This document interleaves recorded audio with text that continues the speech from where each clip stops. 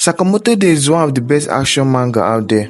While the story isn't necessarily deep, complex, or innovative, you root for the heroes to succeed, and the villains are consistently threatening without seeming incompetent.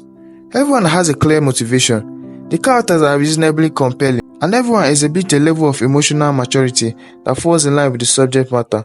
It's campy and comedic at times, but not obnoxious or melodramatic. You also don't get huge mid-fight monologues that bring the pace into a standstill. The real strength of this series is the fight choreography. I truly feel that Yuto Suzuki is one of the great action artists of our era. Suzuki incorporates environment, building, vehicles, and everyday objects into fight sequences so seamlessly that the flow is never disrupted. Like John Wick, but faster and more intense. There's also a level of comedy which I wasn't expecting, but the way objects are used always manage to elicit a smile or a chuckle. It's truly a joy to read, and I constantly find myself surprised at how action moves and develops across the page. Motion is the key word here, as Suzuki finds a balance between velocity and impact without words on the page ever becoming difficult to read.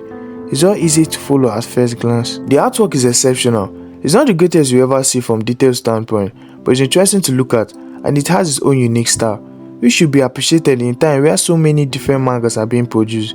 It's hard to stand out in the way this series does. The characters each has their own unique quirks, which is normal for battle manga, but unlike other series that fail because their characters are too wacky and zany to fit in, the author somehow makes the interesting people show up feel human despite their strange tendencies. The story so far is beginning to expand to a larger arc, which is far different from the battle manga that it appeared to be from the first few chapters. Each time a new person is introduced, they are seamlessly included into the plotline, which is now reaching towards a grander goal. In conclusion, Sakamoto Day is an action comic that does just that perfectly. Its exceptional art and character design helps it tell over-the-top yet grounded fights that are just a joy to read.